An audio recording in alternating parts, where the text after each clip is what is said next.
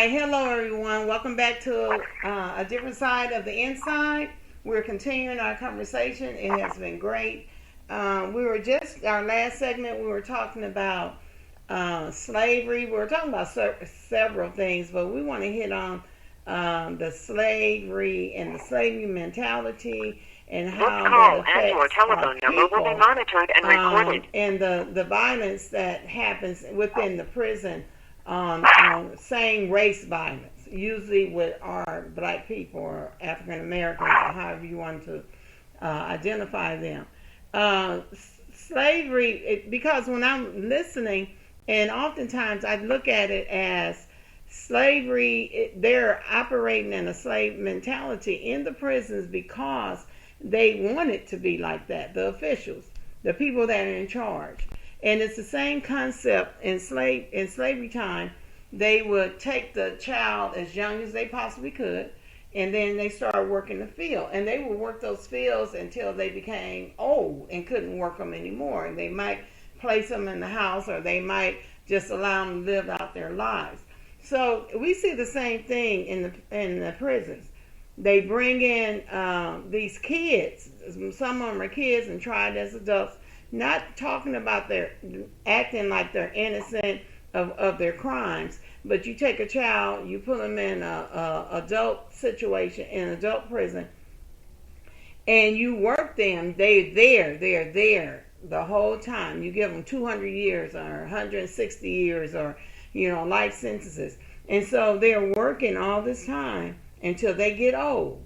Maybe they might get out, and maybe they'll die there. And so I see that same coalition, that same, system going down in the prisons. Okay, Clarence, I didn't mean to say all that, but so we're going to continue to talk about that, the prisons and the slave mentality, and how this black on black violence occurs. Same thing, divide and conquer. That's what they did back then, divide and conquer. All right, Clarence, I'm a hush now. Okay, no, you doing good. That's okay, and that's on point, because that's exactly what's going on. Divide and conquer has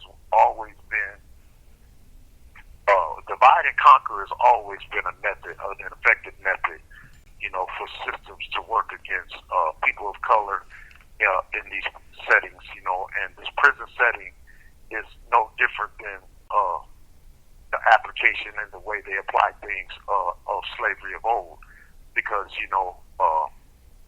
they had people that work out in the field, and they allowed people to work inside the house, the house end and the field end. And I'm not trying to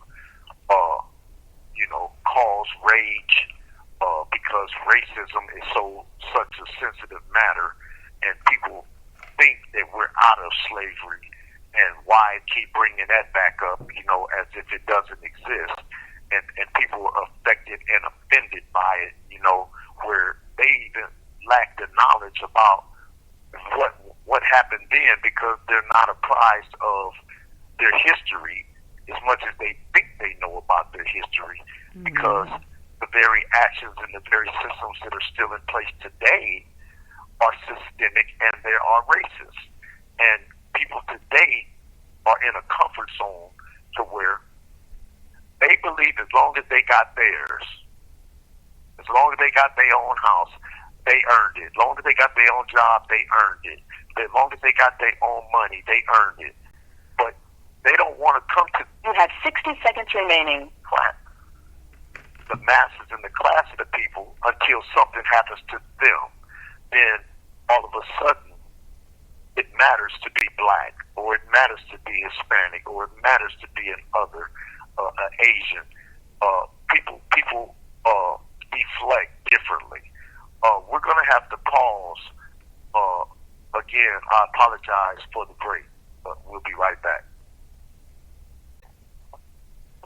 We're back. Okay,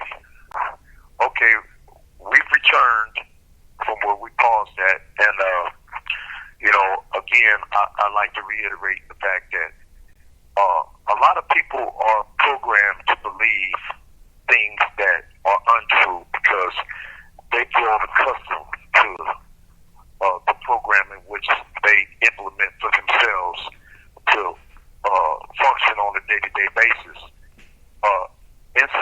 as well as inside the prison. People have survival instincts, and these instincts are to look out for yours, your own, your family, your children, your biologicals, your friends, as a community. And these small communities in prison are the same thing, but they're divided into different factions. And these factions are fractions of people who are divided based on geographical locations and by race. So this whole design of a system is, again, we go back to the chaos that the prison system creates. To put something in the mind of someone and have them focused on that very thing, while other things are at play that has everything to do with the inmate, but nothing to do with the inmate. The inmate is just playing the role. And sometimes when it's like slavery of old, where the plantation owner gives a black a position, to show what he acts all, bigger and powerful than everybody else, because Master said, he do good. In prison, it's the same thing without saying it. Inmates get a little taste of power, and they lose their minds, and they start trying to infect others in prison to weaken the causes and the populations, to conform to the ways of prison, so that it works for the industry and CDCR. But inmates who live by being black, or inmates who live by being Hispanic, culturally, they know that something's wrong, and they know that things are going wrong, but the division is so prevalent that it's almost like you can't fight it, because it's so much adversarial entities that you have to fight against. Like, for instance, like black on black in prison, it's always blacks jumping on each other. Blacks call themselves disciplining inmates because they try to keep the blacks in check. Blacks try to keep each other in check so that they don't cross those barriers, those invisible lines, so that they don't have run-ins with the other races, because having a run-in with another race can erupt into a mass riot or, a lot of chaos in prison. Whereas a lot of different races are doing things deliberately in a flexing manner to create these scenarios, but they don't realize, some may even be smart enough to realize that they're working for the man, because they probably are, but then there are some who are smart enough to know not to work for the man, but still be doing the very thing that works for the man. And inmates don't come together enough to stand for the issues. Inmates don't come together to fight for each other's rights like we did in the past, because everything that inmates have today in the prison system is what we fought for. We protested. We petitioned the government. We did these things together. It wasn't no barriers or no lines where, we blacks, and we don't write write-ups or against the police, because that's snitching on the police. Well, the police document everything that you say to them, and you become their snitches, and you don't even realize it, because you're comfortable with talking to the police. And when the police tell you your people is causing a problem with programming, we're going to have to shut the program down. You guys might not get stored today, or we may not pass out packages. And that just triggers the inmate into going to tell his people, all right, you guys, you get it together. together, they just go off on their own people, This call and your telephone number will be monitored and recorded. and putting their people in check over something that the police done put in their heads. And these things right here cause some inmates to say, man, we don't want to hear that stuff about what the police said. And then the inmate said, "But that's what's going on." It's like, yeah, whose side you on? And then you got inmates, who are not really, really educated, but they're smart enough to know who's working with the police. And then these things cause division. These things cause inmates to attack each other because there are inmates who actually appear to have turned in their gang rag for a police badge. They conduct themselves, more on the basis of what the police want as opposed to what's best for the people. And, they conduct themselves like agent provocateurs. They get in the middle of inmates who want to stand up and protest for something that's right and beneficial to everybody else. But you got people who knock those efforts down because this is not what the police want. The police don't want strikes. The police don't want people to have sit-downs and protests, because if the media gets a hold to it, then the media is going to want to know, well, where did this come from? Why is guys acting like this? And then the answers would be, this is because of what CDC is doing. So, it's a sad affair because, for African Americans or blacks in prison, the odds have always been against us. Everybody is against us, but everybody wants to be like us.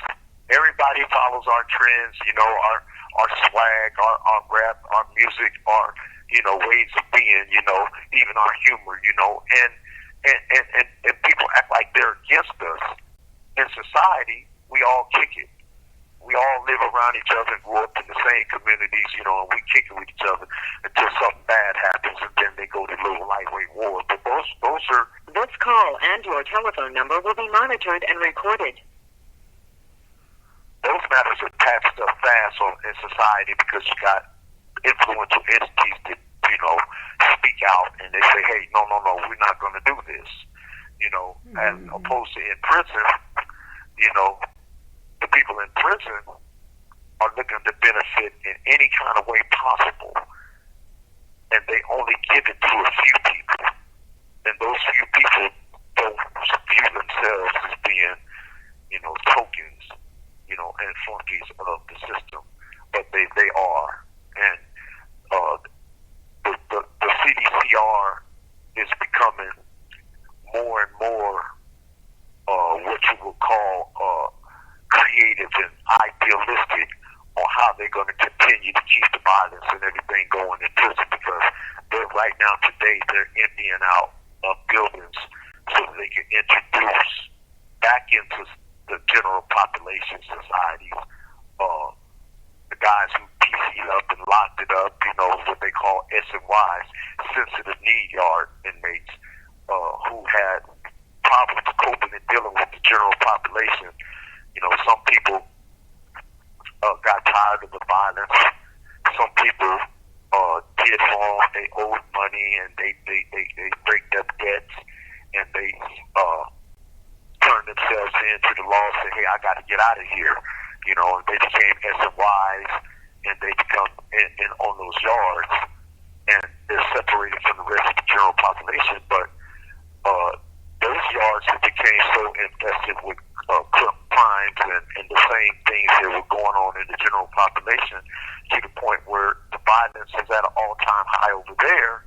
And now what CDCR is doing is trying to reintegrate. They're trying to put people back together, which is going to cause a whole lot of, life and limb. It's going to cause a bunch of violence. Inmates